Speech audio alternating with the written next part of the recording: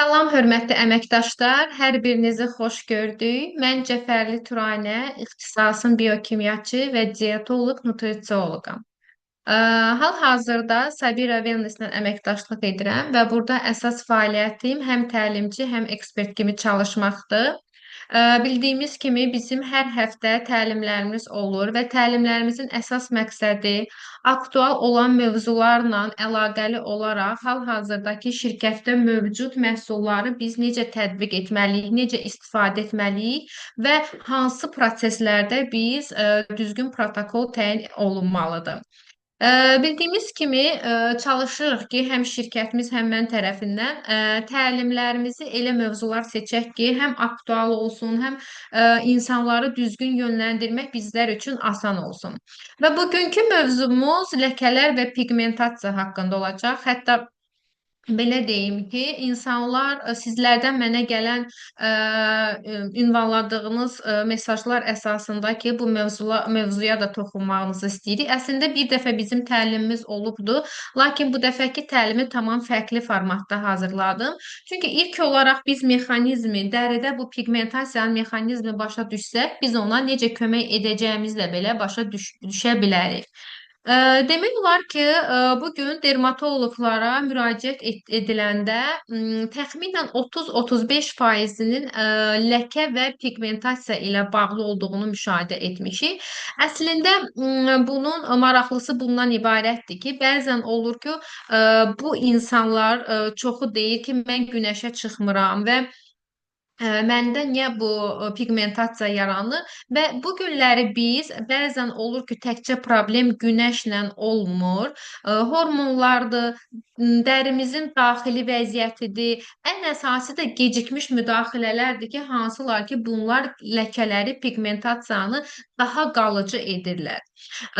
İndi isə gəlin bu günləri ləkələrin dəridə necə və nə üçün və niyə yarandığını şəkillərlə mərhələ-mərhələ bir yerdə başa düşək. İlk olaraq pigmentasiyanı hər kəs yaxşı bilməlidir ki, bu pigmentasiya nədir, niyə baş verir? Pigmentasiya demək dərinin rənginin dəyişməsidir. Bu pigmentasiya deyəndə, yəni sırf məsəl üçün fokuslanmaq lazım deyil ki, burada sırf rəng dəyişir. Bu əslində dərinin özünü qoruma reaksiyasıdır. Yəni bizim dərimizdə, bütün dərimizdə melanin adlı pigment var. Yəni bu bizim dərimizə rəng verir, bu pigment. Bu pigmentin funksiyası nədən ibarətdir? Bizim ultrabənövşəyə şüaya məruz qaldıqda dərimiz, əlbəttə ki, bunu melanini daha çox sintez etməyə başlayır. Yəni bizi qoruyur. Ultrabənövşəyi şüalardan qoruyur. Əslində burada problem sırf melanindən deyil. Yəni əslində bu düşmən deyil bizim melanin. Melanin bizim qoruma funksiyasını yerinə yetirən bir pigmentdir. Lakin bəzən olur ki, insan bilmədən bu günəş şüalarına, ultrabənövşəyə şüalara çox məruz qaldıqda və yaxud da digər problemlərə məruz qaldıqda burada artıq melanin lazım olmadan, yəni yersiz qoruma funksiyasına keçir və bu şəkildə də əlbəttə ki, bizdə problem ləkələnmə kimi biruzə verir.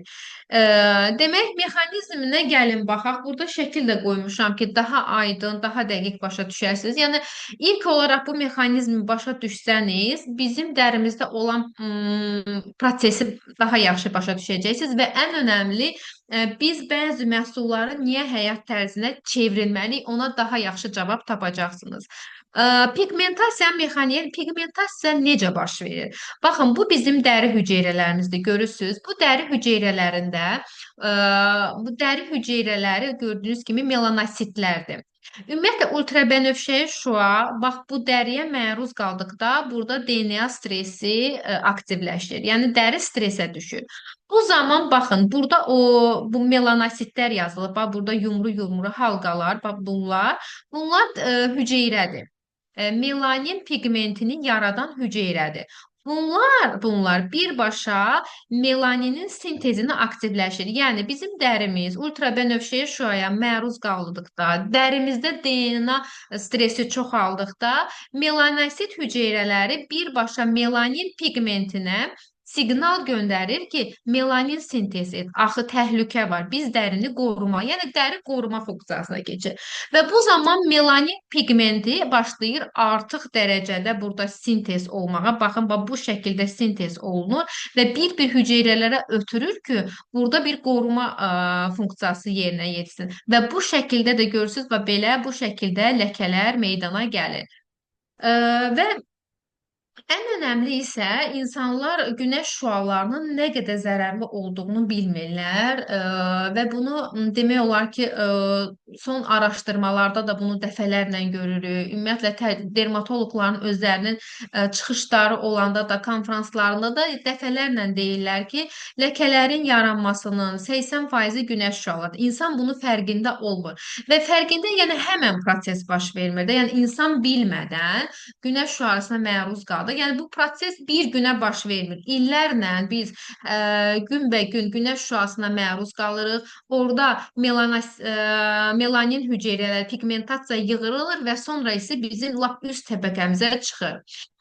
Günəş şüaları demək olar ki, bizim dərimizdə rolu necədir? Baxın.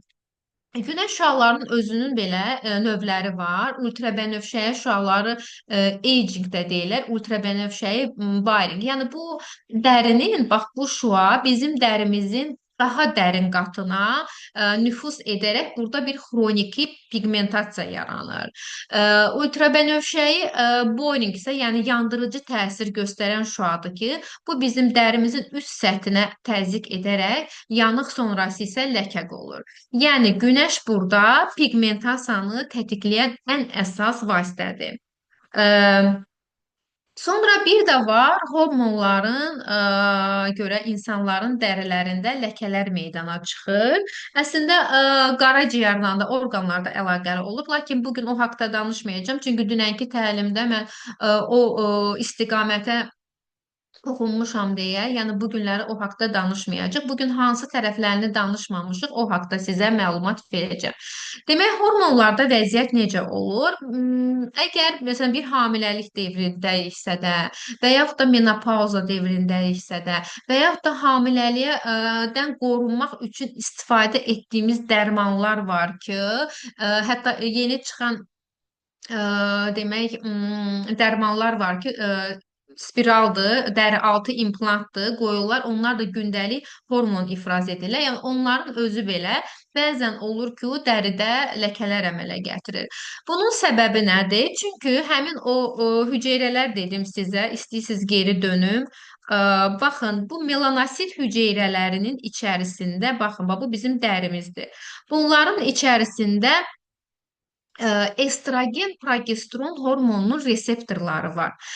Estrogen, progesteron hormonunda dalğalanma görürüksə də, artıq melanositlərə bir siqnal kimi gəlir ki, dəridə bir proses var və ona görə də melanositlər həmin o pigment hüceyrələrini, pigmentasiyanı başlayır çoxaltmağa və bu zaman da başlayır dəridə simmetrik ləkələr əmələ gəlməyə. Yəni səbəbi ondan ibarətdir. Əgər bizə müraciət edən insanlar məsəl üçün hamilə qalmamaq üçün dərmanlar içirdisə də, dəri altı implantdan istifadə edirlərsə də və bu ləkələnmənin günü-gündən artdığını görürlərsə və biz o insana deməliyik ki, səni altda yatan səbəbin bu hormonlardır. Əgər sən bunu məsəl üçün aradan qaldıra bilməsən, əlbəttə ki, bu ləkələr arta da bilər və ya bu şəkildə də qala bilər. Yəni bunu mütləq biz vurğulamalıyıq. Ona görə bizə müraciət edən insanlarda mütləq ləkələrin yaranmasının səbəbini tapmalıyıq. Bir də var iltihab prosesindən sonra yaranan demək ləkələr. Burada daha belə deyim asan olur, dərinin səthində olur deyə üst təbəqədə olduğu üçün, dəri yeniləndiyi üçün, yaş faktoru da nəzərə alınanda bəzən olur ki, bu ləkələrdən qurtulmaq mümkün olur. Bir də iltihabi proseslərdən yaranan ləkələr hansıdır ki, hansı ki kimyəvi peelinglərə gedirlər bu kosmetologiyada və yaxud da üzümüzü lazer edirik. Bu zaman məsəl üçün orada dərəcə çox önəmlidir. Lazerdən sonra dəri çox həssas olur və deyirlər ki, mütləq dəriyə su təmasını bir 2-3 saatdan edin, günəş şüasına çıxmayın.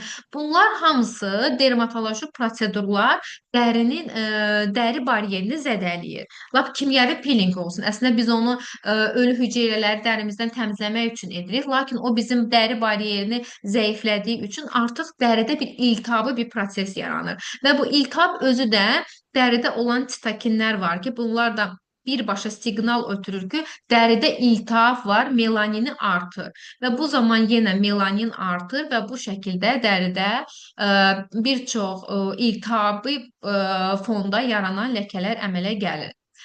Demək, bu günləri nə öyrəndik ki, ləkələrin özü də fərqli olur. Demək, iltihabi prosesdən sonra yaranan ləkələr, hormonal dəyişikliklər nəticəsində əmələ gələn, bir də günəş şüasından sonra əmələ gələn ləkələr. Ə, Demək, ilk olaraq dərinin özünün də belə deyim, növləri var, rəngləri var, əlamətləri var və bəzi ləkələr niyə keçir, bəziləri məsəl üçün daim bizim üzümüzdə qalır. Gəlin ona indi birlikdə baxaq. Baxın, biz dedik ki, dəri üst qatımız bizim epidermal qatdır ki, bu burada yaranan ləkələr çox açıq olur, yəni açıq rəngdə olur və erkən sayılır da, yəni yeni ləkələrə məruz qalmışıq. Bəzən olur ki, bu ləkələri bəli biz geri qaytara bilirik. Lakin dermal qatda alt təbəqəyə artıq orada pigmentasiya yığıldıqda burada tünd olur və çox davamlı olur. Və qarışıq ən çətin formasıdır. Həm epidermal qat da olur, həm dermal qat da olur. Axırda burada isə müalicəyə bir müddət vaxt lazımdır və bilmirik ki, biz bunu geri döndərə bilərik yoxsa yox. Lakin əgər bizdə ləkə varsa da mütləq biz bunun fərqində olmalıyıq ki, biz ultrabənövşəyə şüaya məruz qalmamalıyıq. En azından dərinin tonunu belə açıldıqda artıq orada rəngdə dəyişilməni görürük. Və ən önəmli isə biz qətiyyən, əgər ləkə varsa hal-hazırda bizim üzümüzdə, biz artıq bilməliyik ki, bizim dərimiz melanosit, melanin pigmentləri aktiv sintez olunan bir hüceyrəyə malikik və bu zaman da daim biz ultrabənövşəyə şüanı nəzərə alaraq ona məruz qalmamalıyıq. Və ən önəmli burada biz dəri bariyerimizi çalışmalıyıq ki, pozmayaq. Bəzən olur ki, iltihabi proseslərdə məhsullar var ki, dəri bariyerini geri qaytarmalıyıq ki, dəri bariyeri möhkəmlənsin, həmin o iltihabı fonunda yaran ləkələrlə biz mübarizə apara bilək. Və əlbəttə ki, yanlış kosmetik vasitələr də burada ləkələri daha da gec sorulmasına gətirib çıxardı ki, hansı ki bunlar kimyəvi tərkibli peelinglər ola bilər, tərkibində kimyəvi məhsullar ola bilər ki, bunlar da dəridə yenə iltihabı fon yaradaraq burada melanin pigmentinin çoxalmasına və daha da rəngin tündləşməsinə gətirib çıxardır. Bəzən olur ki, yəni heç bir günəşə məruz qalmır və yaxud da belə deyim, dəridə elə bir iltihabi bir proses olmayıbdır və yenə də ləkələnməyə məruz qalır. Burada proses necədir? Bizim dərimiz gün ərzində oksidativ stresə məruz qalır. Və inanın ki, bəlkə də çox eşitmisiniz, bilirəm, oksidativ stres, lakin bu inanın dərinin həmin o pigment melaninin sintezini sürətləndirir. Yəni o pigmentasiyanı sürətləndirir. Və ona görə bizim həm xaricdən, həm daxildən inanın ki, bədənimizə nə qədər güclü antioksidantlar lazımdır ki, bu oksidativ stresslə mübarizə aparar. Məhz bunun üçün də elə antioksidantlar verilməlidir ki, həmin bu oksidativ stresslə mübarizə apara bilsin. Bunlar vitamin C-dir, A-dır, Y-dir, polifenolların özü çox yaxşı təsir edir. Yəni bu prosesdə antioksidant çatışmamazlığının səbəbi belə bu melanin sintezini sürətləndirə bilir. Və biz bu dərilərlə ləkəli pigmentasiyalı dəri ilə mübarizə aparan zaman nə etməliyik? Elə bir məhsullar seçməliyik ki, həmin bu təlimin başlayanda dediyim mexanizmi dayandırmalıdır. Yəni bloklamalıdır. Baxın, tirazin bir fermenti var, bizim bədənimizdədir. Tirazin fermenti həmin o pigmentasiyanın yaranması üçün bir düymədir, bir fermentdir. Və biz elə məhsullar seçməliyik ki, həmin bu tirazin fermentini bloklasın. Yəni düyməsi basılmasın. Yəni bu şəkildə başa düşün. Hətta bu yaxınlarda keçən həftə təlimdə var idi ki, yeni primer var idi ki, onun da tərkibində olan peptid, demək, nonapeptid çox ideal bir peptiddir ki, həmin bu tirazin fermentini bloklayır. Yəni biz elə bir məhsullar seçməliyik ki, həm açıcı olmalıdır, həm tirazin fermentini bloklamalıdır, melanosom transferini azaltmalıdır. Yəni bu melanin pigmentasını aparan bir qutu var, onu belə transfer olaraq azaltmalıdır. Sonra isə yəni hüceyrə yenilənməsi sürətlənir. Əgər bizim dərimizdə hüceyrə yenilənməsi baş verməsə, həmin dəridə o açıcı prosesi biz görə bilmərik. Çünki hüceyrə daim yenilənməlidir, özü sürətli şəkildə yenilənməlidir ki, yeni bizim dərimizdə həmin o pigmentasiyanı biz görməyək. Və çalışmalıyıq ki, dəri iltihab görməsin. Əgər iltihab görürsə də, ləkəliyə meyilli bir insanlıqdırsa da, ləkələnmə daha da çox artacaqdır. Yəni bunlara mütləq biz riayət etməliyik öz günlük həyatımızda. Keçək məhsullara. Bu prosesdə biz nə etməliyik? Ümumiyyətlə, baxın, Ə, bütün son araşdırmalar, ümumiyyətlə dermatoloqların bir dənə əsas fokuslandığı bir mövzu var, SPF-dir. Yəni burada kim nə deyir? SPF dəridə digər hüceyrələri yaradır. Yəni bunlar mənim üçün heç biri keçərli deyil. SPF çox önəmlidir. Son zamanlarda da çox önəmlidir. İnanın ki, hətta biz evdə oturarkən belə, yəni yüngül SPF-lərdən istifadə edilməlidir. SPF olmadan heç bir aktiv maddə işləyə bilməzdir. Yəni burada biz qətiyyən fəsillərə bölməməliyik. Hal-hazırda yəni 15 faizli SPF varkən, hansı ki bu hal-hazırda bizim bax bu qış aylarında bizim dərimizə yaxşı təsir göstərərək biz bu proseslərin qarşısını ala bilərik. Ümumiyyətlə, yəni yaydır mən SPF istifadə edirəm, qışda istifadə etmirəm. Bu mövzu qətiyyən kənara qoyulmalıdır. SPF əslində müalicə deyil, o profilaktikdir. Hətta belə ləkə varsa belə onu stabil saxlayır. Yəni onun artmasının qabağını alır. Bəzən deyirlər ki, nə etdim belə, ləkə artmağa davam edir. Lakin SPF əslində həmin o ləkəni stabil saxlamağa kömək edir. Və bu peptidlə bir yerdə olması bizim əlbəttə ki işimizi daha da asanlaşdırır. Yəni peptid nə edir? Peptid dəri baryerini qoruyur, yəni gücləndirir. SPF isə birbaşa qorunmuş dəri hüceyrələrini ultrabənövşəyi şüalara məruz qalmaqdan qoruyur. Yəni biri qoruyur, digəri isə yenilənməsinə, baryerin güclənməsinə gətirir, çıxardır. Yəni bu əslində bir profilaktika, yəni gündəlik həyat tərzimizin bir hissəsi olmalıdır. Bunu da bu şəkildə hər kəsə izah etməyinizi sizdən çox xahiş edirəm. Məhsullara gəldikdə, məsəl üçün, əgər biz bizə müraciət edən insanlarda məsələn, ləkə problemi varsa da, mütləq dediyim kimi ilk öncə verdiyimiz sual o olmalıdır ki, hal-hazırda hormonal dərman qəbul edirmi, kliniklərə gedirmi? Bunlar çox önəmlidir. Və biz bəzən olur ki, dedim, bir protokol təyin ediriksə də, hər protokolda açıcı məhsul və mexanizmi bloklayan məhsul olmalıdır. Yəni aktiv maddə elə seçilməlidir ki, həm açıcı proses olmalıdır, həm bloklayan. Bax, biz ümumi olaraq, ilk olaraq niatinamidi burada tövsiyə edirik. Əslində burada həmin o melanin pigmentasiyanı dayandırmır, yəni dayandıran bir məhsul deyil. Əsasən bu həmin o melaninin daşınmasında, yəni melanin pigmentasiyadır. Onun dəri ləkələrini aparmaq üçün bir qutu var ki, melanosomdur. Həmin transferi o azaldır. Yəni aparmasını azaldır.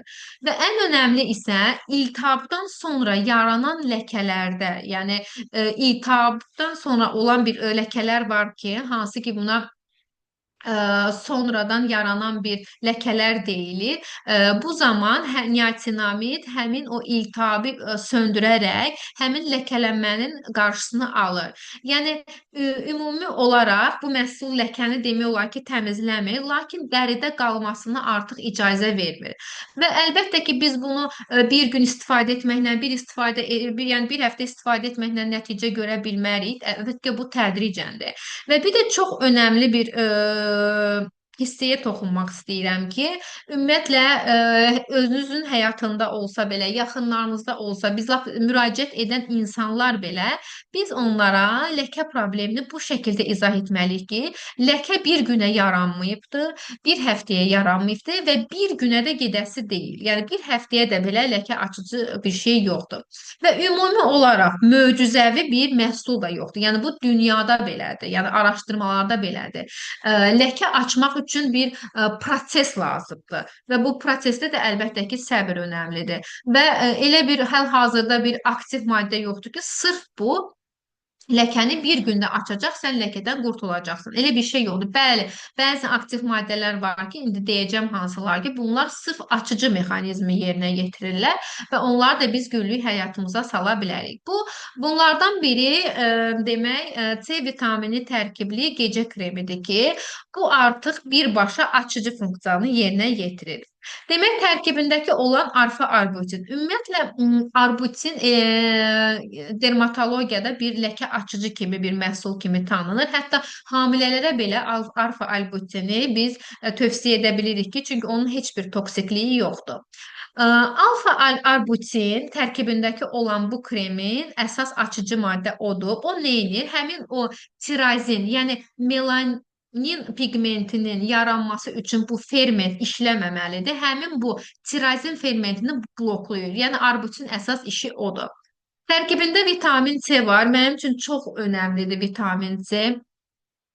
Ümumi olaraq hal-hazırdakı olan mövcud melaninin stabil saxlayır və ondan əlavə də mövcud melaninin demək olar ki, yavaş-yavaş rəngini açmağa çalışır. Niacinamid də yəni tərkibində əlavə olaraq var, yəni serumda dedik var. Burada da yenə üçlü komponent elə birləşibdir ki, dediyim kimi artıq birbaşa dəri açıcı funksiyası yerinə yetirir. Yenidən dərinin yenilənməsi üçün çox önəmlidir. Və əsasən bunu niyə gecə kremi kimi istehsal ediblər? Çünki melanositlər, həmin o pigmentlər gecə demək olur ki, aktiv olmur. Çünki heç bir şua, heç bir fotosensitiv risk olmadığı üçün melanositlərin aktivliyi tamamilə axşam saatlarında aşağı düşür. Və bu zaman regenerasiya başlayır güclənməyə. Artıq bu epidermal, yəni üst qatda olan ləkələri daha da açmağa başlayır. Çünki iş olaraq gecə dedik ki, bizim dərimiz regenerasiya işini görür və bu tərkibində olan bu komponent də axşam bu regenerasiya prosesini sürətləndirərək bizim epidermal hissələrimizdə birbaşa ləkələrimizlə işləyir. Vitamin C zərdabı çox önəmlidir. Yəni ən önəmli mənim üçün ümumiyyətlə 40 yaşdan sonra hər kəsə tövsiyə edəcəyim bir aktiv maddədir. Çünki hətta bəzən olur ki, insanlar səhv başa düşürlər ki, mən günəşə çıxmadım, lakin 40 yaşından sonra dərimdə ləkələr meydana çəkir. Əslində bu proses də belə deyil. Yəni cavan ikən biz günəş şüasına məruz qalıb. Bu bizim dermal hissəmizdə yığılaraq sonra yaşa dolduqca üst qatda nəzilmə getdikdə axırda həmin vaxtı həmin o pigmentasiya üzə çıxır. Və burada mütləq ona görə deyirəm ki, hətta vitamin C-ni 35-dən sonra 40-dan sonra yəni çox önəmli bir mənim üçün aktiv maddədir ki, çünki bizim pigmentasiya yəni sırf burada günəş şüalarından əlavə bizim gündəlik stresimiz də var ki, bu da həmin dəri baryerini, mikrobiomunu pozur və oksidativ stressi daha çox vitamin C ilə biz azalda bilərik. Əgər bir iltihabi fondan sonra yananan ləkələr varsa, məsəl üçün bu akne ola bilər, hansısa bir dəri zədələnməsi ola bilər və burada da yenə də iltihabi mediatorları aşağı salaraq ləkəni yavaş-yavaş burada açmağa məruz qoyur. Və ən önəmli vitamin C, hətta belə deyim, üzümüzdə belə pigmentasiya olsa belə, onun əsas işi optik açılmadır. Yəni dərini çalışır ki, eyni ton bərabərliyinə gətirsin. Yəni ilk olaraq dərini yaradan stresi aradan qaldırır, onu söndürür, dəriyə yəni ləkə verən stresi və ondan sonra çalışdığı əsas odur ki, optik açılmadır. Yəni dəri ümumi olaraq eyni tonda açılsın.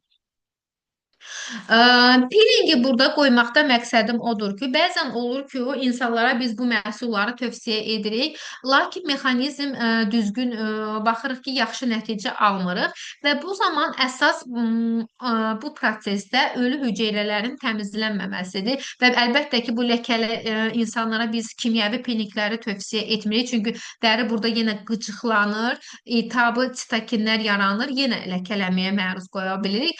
Burada ümumiyyətlə ən önəmli enzimatik peeling olmalıdır ki, dərini qıcıqlandırmadan ölü hüceyrələr aradan qalxsın. Artıq bu aktiv maddələr dəriyə yaxşı tətbiq olsun. Yəni burada əgər biz açıcı məhsulları protokol şəklində insanlara tövsiyə ediriksə də və peeling olmayanda və o məhsul işləyə bilməz. Məsəl üçün bəzən olur ki, mənə hətta yayda çox sual gəlmişdi. Biz SPF vururuq, nə bilim, yaxşı nəticə almırıq və yaxud da alfa arbutin tərkibli krem istifadə edirik, elə bir nəticə yoxdur.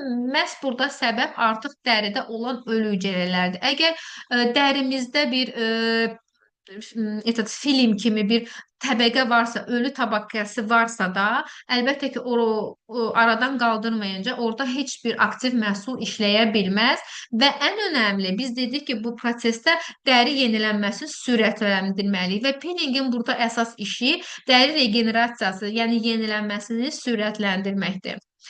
Və ən önəmli bu prosesdə, bu pigmentasiyada bizim köməyimizə çatan alfa arbutin maskasıdır ki, bunun da əsas işi dedik ki, alfa arbutin çox zərərsiz bir maddədir. Onun əsas işi açıcıdır. Hətta hamilələrə belə tövsiyə olunan bir aktiv maddədir ki, hansı ki bu məhsulun tərkibində var. Alfa arbutin niatinamidlə bir yerdə stabil işləyərək, yəni birbaşa həm dərini açır, həm dərini baryerini gücləndirərək dərimizi normal hala gətirməyə çalışır. Ümumiyyətlə, niyə bunu daha çox axşam saatlarında deyirik ki, istifadə et? Çünki günəş şüası yoxdur axşam saatlarında. Yenə melanositlərin sintezi axşam saatlarında çox sintez olunmadığı üçün bizim üçün işləyən məhsul məhz axşam saatları lazımdadır və ona görə də bu məhsulu biz axşam saatlarına tövsiyə edirik. Qida əlavələrinə gəldikdə, əgər pigmentasiya varsa da və yaxud da dəridə ləkələnməyə məruz qalan bir proses varsa da, bu zaman mənim ən çox tövsiyə etdiyim bu antioksidantdır. Mən dedim ki, bəzən olur ki, insanlar məsəl üçün normal SPF istifadə edirlər, peelinqlərdən istifadə edirlər, lakin yenə də dərilərində ton bərabərsizliyi, ləkələrə artıq meyilləməni görülür. Bu artıq bədəndə antioksidantın çatışmamazlığıdır. Və antioksidanın bəli, özünün funksiyaları da var. Məsəl üçün bəzən olur ki, biz immun sistemimizi qaldırmaq üçün və digər məsəl üçün saç tökülməsinə qarşı, yəni bədəndə gedən hansısa bir proses var ki, onu biz antioksidantla doyuzdururuq. Məhz bəzən olur ki, antioksidant çatışmamazlığı bizdə ləkə kimi də biruzə verir və bu zaman məsəl üçün bilmirəm, bəlkə də tövsiyə etdiyiniz insanlar arasında görmüsünüz ki, Navamin içdikdən sonra dərimdə bir açılma, dərimin yaşlılaşdığını görürəm. Məhz tərkibindəki olan bu antioksidantlar sayəsində dəri müdafiə funksiyasına keçərək, yəni dəridə antioksidantla doyur deyə hansı proseslər yaranmır. Demək, hüceyrə yenilənməsi sürətlənir vitamin A sayəsində. Biz dedik ki, hüceyrə yenilənməsi ən önəmli işdir bu prosesdə. Vitamin C sayəsində həmin o melanin sintezini, həmin o pigmentasiyanın sintezi azalır və bundan əlavə dəri tonu bərabərləşir. Vitamin E, tokoferol, bu isə dəriyə məruz qalan ultrabənövşəyi şüalardan, stres zədəsindən qoruyur. Yəni, ümumi olaraq hər birinin qarşısını ala bilir və ona görə də bu məhsulda istifadə etmək mümkündür. Sonda isə bunu demək istəyirəm ki, hörmətli əməkdaşlar, ləkə çox dərin bir mexanizmdir və bunu dediyim kimi bir günlə, bir həftə ilə, bir ayla müalicə etmək mümkün deyil. Gecikdikcə açılması çətinləşir. Yəni çox gecikdikdə əlbəttə ki, insanlar bəzən olur ki, ləkəni çox fərqində olmurlar, heç səbəbini araşdırmaq istəmirlər və o zaman fərqində olurlar ki, artıq ləkə gözə çarpan dərəcədədir və bunun da açılması çox çətin olur. Çünki epidermal hissədə olmur, dermal qatda olur. Yəni burada da həmin o pigmentasiyanı biz üzə çıxardıb onu yavaş-yavaş aşmaq əlbəttə ki, çox çətindir. Mütləq bu prosesdə həm daxili, həm xarici yanaşma çox önəmlidir. Davamlılıq ən önəmlidir. Yəni əsas şərtdir. Yəni insan bu prosesdə yorulmamalıdır. Və bir də ən əsası, ləkəni yaradan əsas səbəbi tapıb onu dayandırmalıyıq. Əgər dayandırmasaq, əlbəttə ki, biz ləkələrlə mübarizə apara bilmərik. Ümid edirəm maraqlı təlim oldu. Hər birinizə təşəkkür edirəm təlimə qoşulduğunuz üçün. İnşallah gələn təlimdə yeni mövzularda görüşmək ümidi ilə hər birinizə sağ ol deyirəm.